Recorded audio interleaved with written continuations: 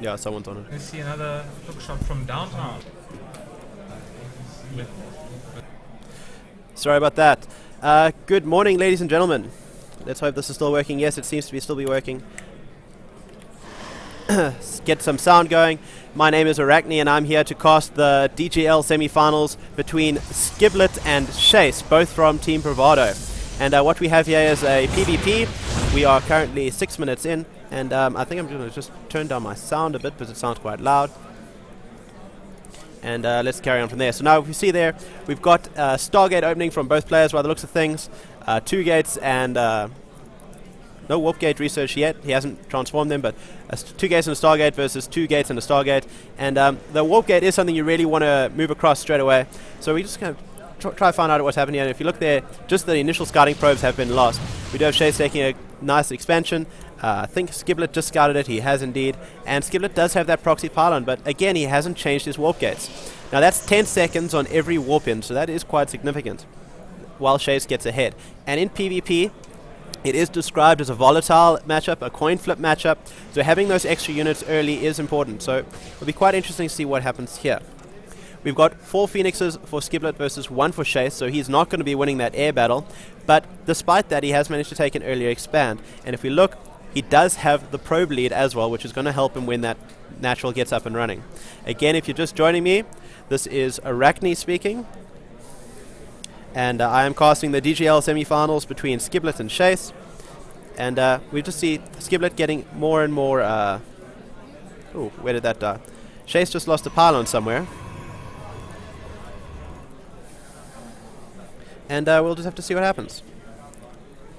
Sorry. So we're back to the Phoenixes going around.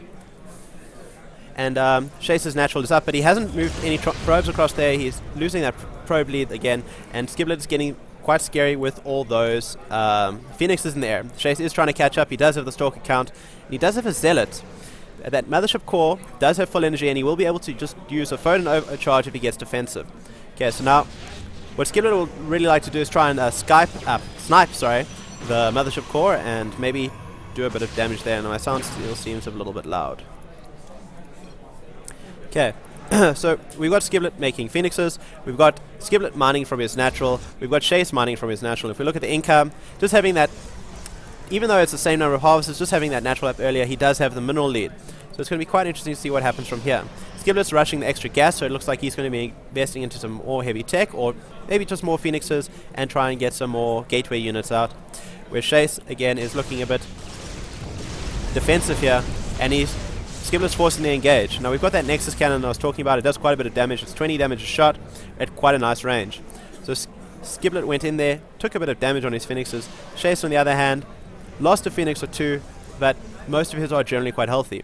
So it is, even though Phoenixes do a lot of damage to each other quite quickly, I'd say having more green than red is always a good thing. Now we've got this harass coming in onto Shase's natural, and I don't think Shase has quite enough units here to stop it, so this harass is proving quite effective. When we look at the units lost, it's not 800 total difference. Now that is minerals and gas. If we look at Skiblet, he did get up his simulators quite early, but he's only starting mining from them now, and he does have 4 in that one, so hopefully you'll notice that. Otherwise, that's a little bit of inefficient mining.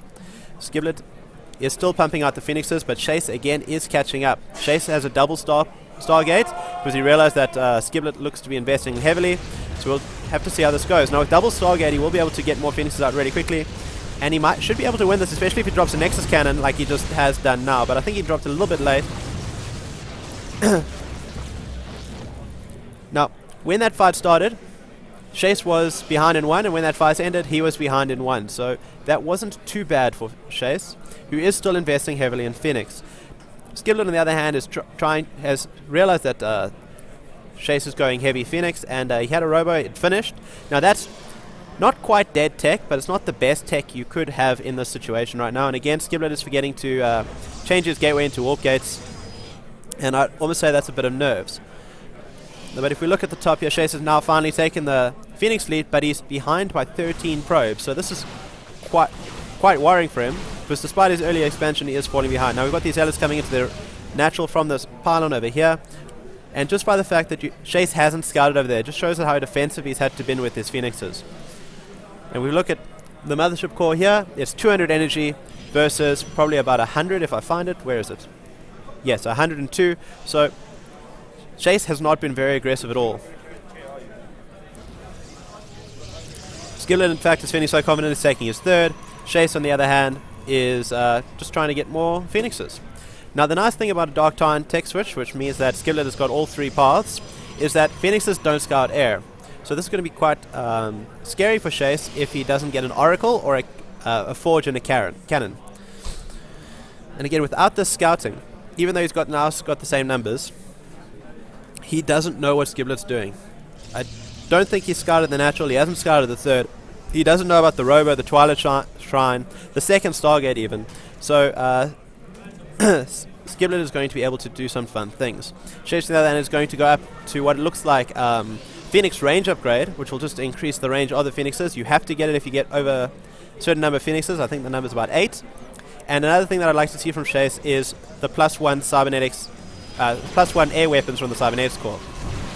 Now this Zealot is not quite being cost effective, but this pylon itself is quite worrying, because as soon as Shase moves out, it could be a big problem.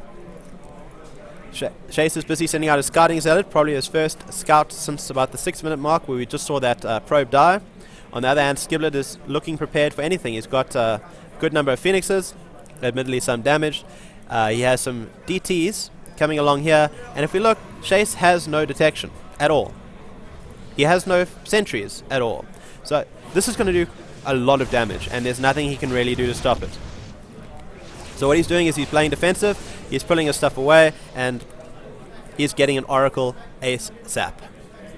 On the other hand, Skiblet is behind in Phoenixes, so if there's an engagement, it should favor Shase. He realizes with the DTs that he stopped going for Phoenixes, so he's going to be a bit more aggressive. We've got this Oracle coming out now, but there are 2 TDs, so we'll just have to see if he can manage to do it. Now this DT has been very cost effective. But looking down here, we have this engagement, and that Guardian Shield is very good play from Skiblet, just lessening the damage and able to do a bit more. Shase, on the other hand, has lost quite a bit of workers there. Let's have a look there. 31 workers lost this game, and he's now behind in the Phoenix build, so this is not working well for him. He's behind in tech, not so much upgrades yet. He's behind in defenses, and even though he now has this range upgrade, which gives him a +2 advantage on Skiblet's with Phoenix, Skiblet still has 4 Phoenixes on him. So there's not much he can do. And again, this pylon still hasn't been scouted, and Skiblet realizes Shase hasn't taken the third. Now we look here. This is the end of the Phoenix battle by the looks of things. Phoenixes can't outfly each other, so once you're in range, you're in range. And when he loses those Phoenixes, he calls the GG, and such ends game 1.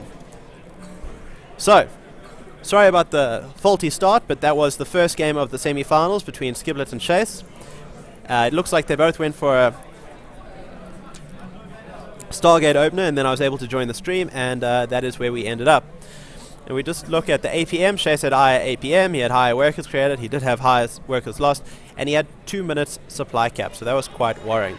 It looks like we're going to be getting into game 2 quite shortly, and we'll take it from there.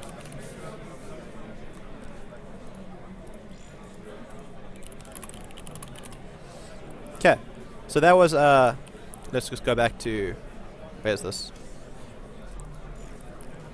Sexy Planet intro screen, and there we go. We're going to be playing on Yunso Ladder Edition.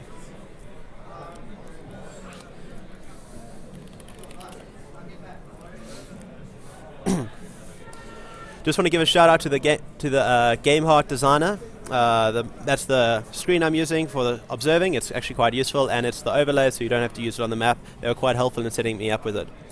You can actually get it off the website.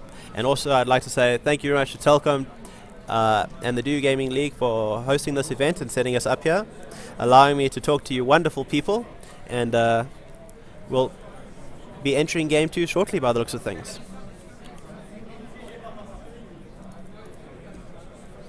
Okay, so Shase is the green Protoss and Skiblet is the pink. And once I get an idea of what their owners are, I'll probably do a little bit better at following the action, because joining late is always a catch-up. And we're going to enter game 2, and we'll just have to see what happens here. It's Skiblet versus Shase. This is a revenge match of last year's semi-finals, I've been told by Skiblet, where Shase managed to edge him out. If I remember correctly, it was quite close there as well. And we'll just have to see what happens.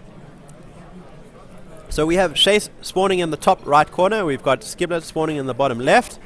If any of you have watched the Do Gaming League, you've noticed that this is a very popular map for cannon rushes, particularly this area. I've never seen one coming off on that side, but maybe we'll see what happens.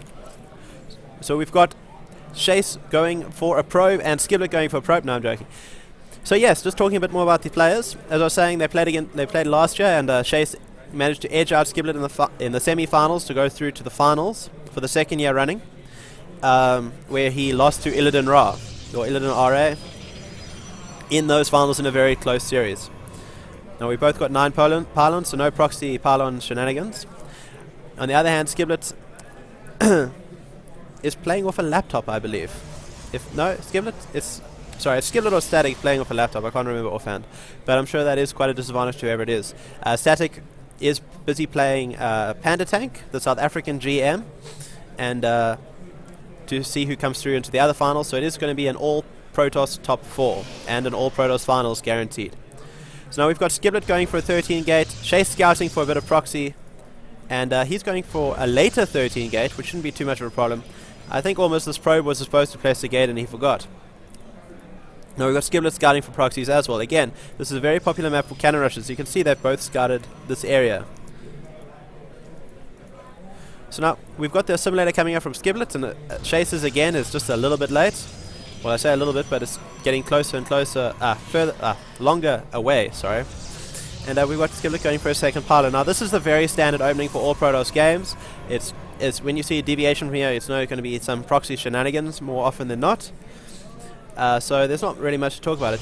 Shase, to make up for his late gas, has gone for an early double gas, so he could be going for something tech heavy, but he does only have 2 probes there, so this could just be a standard opening, maybe a 2-gate, 3-stalker, which looks like what he did last game, and we'll just have to see from there. Now again, the Cybernetic score is 15 seconds behind, which isn't too big a problem in the early stages, especially since 4-gate isn't as scary anymore with the Mothership core. We see that both players, as I say that, Shase is starting to get a Zealot.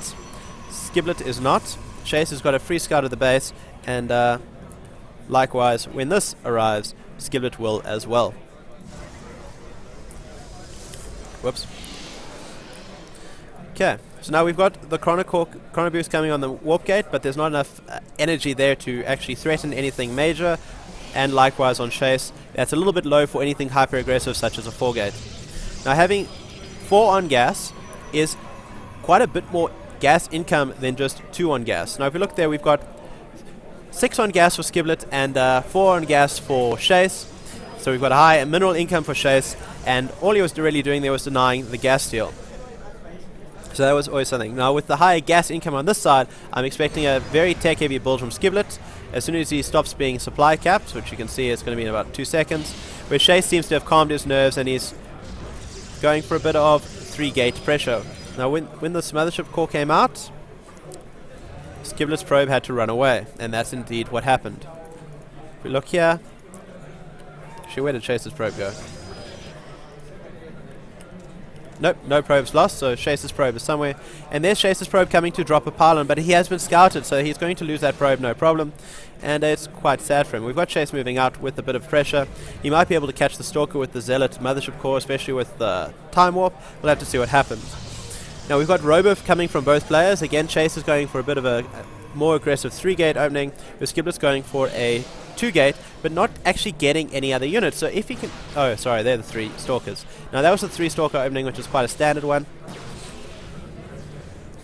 Quite a standard opening, I'm surprised I missed that. And we've got Warp Gate, and again, Skiblet is not transforming his Warp Gates. On the other hand, this Mothership core is being forced to recall just to save its life. And he did that as soon as he had the energy, so that's why it took so long. We've got Skiblet posturing on the map, trying to be a bit aggressive. We've got Shase dropping a proxy pylon. We've got Skiblet dropping a proxy pylon. And Shase should be alright. He does have that extra gate, but he is 2 Stalkers behind, although those Stalkers aren't there. So we'll have to see here. If Shase overextends, it could go very badly for him. But again, we've got the 3rd gate up for Skiblet, and he has transformed them. And this is actually looking quite bad for Shase around about now. He has now 6 Stalkers to 2, and a Mothership core with energy versus... with some energy and a Time Warp soon. versus a Mothership Core with no energy and no hope of a Time Warp. So this is not looking good for Shase at all. Now it's quite funny how if Shase had managed to place that pylon, it would have been a different game, but this is looking very much like it's in Skiblet's favor, and I don't think there's much that Shase can do here.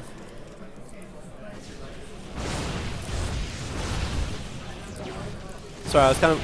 And now Shase does have an Immortal out. It will help a lot versus the Stalker heavy army, but there are quite a lot of number of Stalkers and they're marking quite well, so this Immortal really needs to get closer, and it is getting closer, but if we look at the worker lead, it's 16 to 23. But Skiblet is losing a lot of minerals, and Shase does have a pylon to go do stuff with.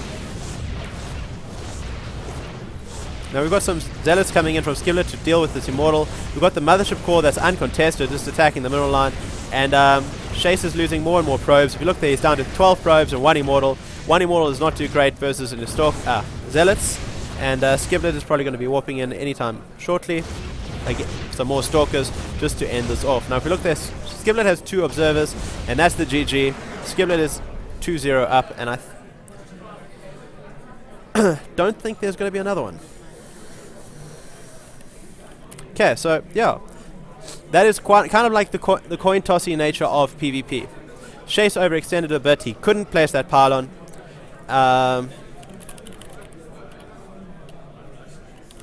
Couldn't place another one.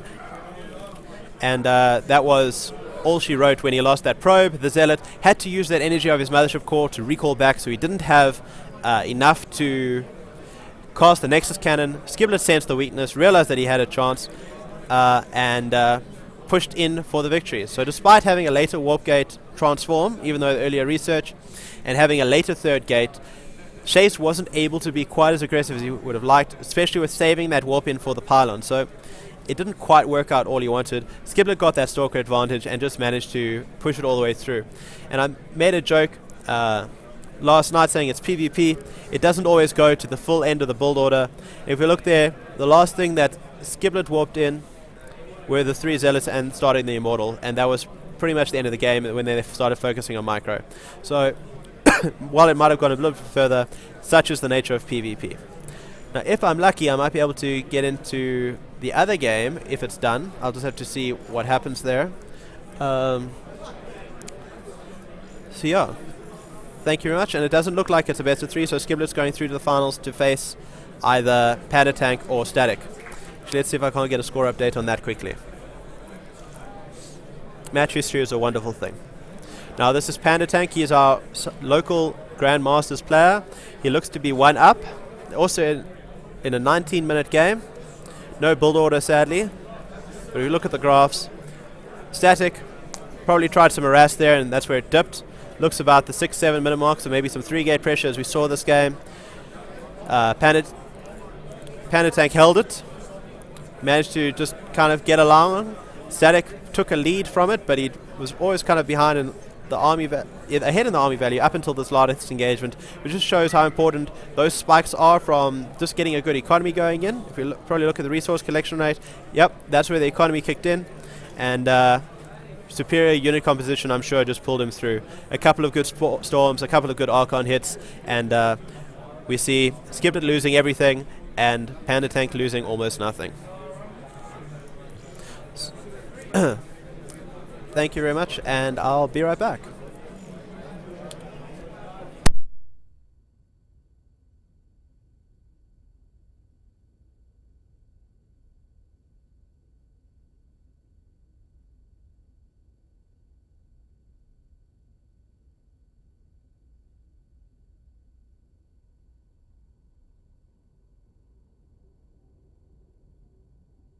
So that means I'll stream alone.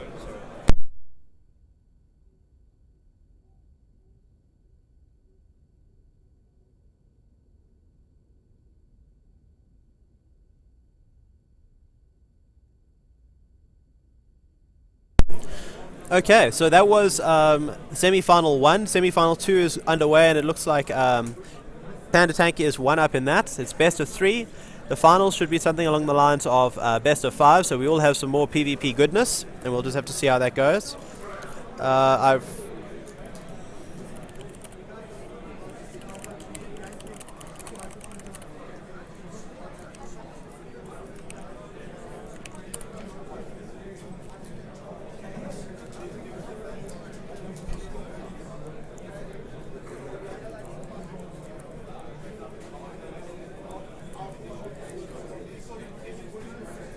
Okay, so yeah, I will be here to cast the finals. The finals will probably take place straight after Panda Tank and Static finish off. Panda Tank is again our resident GM player. He's been trying to qualify for the WCS Europe. He's come very close a couple of times, if I'm not mistaken, losing to, I want to say, a French Zerg in the last one that he played in. Static, on the other hand, managed to go to DreamHack, where he didn't quite make it out of his group, but he didn't come stone last, which is always a good achievement. So yeah, we're just going to see what happens between the two when it's done. Not much I can do to jump in and spectate like a League game or a Dota game, but we'll just have to see how this goes. And then again, straight after this will be the Starcraft 2 finals. A good old-fashioned PvP. And for those interested, there will be a third, fourth playoff game. I'm not quite sure if I'm around to cast that or not. I know that with limited streams, they'll be jumping around. And yeah, I appreciate everyone who's actually managing to tune in and watch this. Because hey, spectators make the game more fun. I'm just going to keep on talking really while I wait for things to happen. Yeah, let's go back there. And just waiting to see when this game finishes. So yeah, these are the top 4 in South Africa. Surprisingly, I have had them all on my friends list, which just shows I have an eye for talent. No, I'm joking. South African StarCraft is quite close-knit. A lot of the players know a lot of the players. And I did attend the last 2 DGL championships as well, so that's where I managed to meet Shase, Panda Tank, Skiblet and Static. Or Static this year, the other 3 last year. Panda Tank was not here last year. If I'm not mistaken, he made Grandmasters last year quite early on, and he wasn't here. He decided to go to the World Cyber Games, I think it was, where he didn't do too badly for himself, so that's always encouraging. Shase, on the other hand, made the finals versus Illidan Ra, losing out in quite a close series. Skeleton was quite an unorthodox player. Skiblet lost in the semi-finals to Shase, and Static, as far as I'm aware, wasn't here. So, or if he was here, he didn't make it through very far. So yeah, that's just a little bit about those players. If you look there, we've got Panda Tank in gold for the Grand Masters, and the other 3 all Masters. Yeah, I am really running out of things to talk about, so I think I'm going to stop the stream quickly, and I'll be back in probably about 5 to 10 minutes when this game finishes, and we can talk a bit about that while I get into just get ready for the finals. Thank you very much.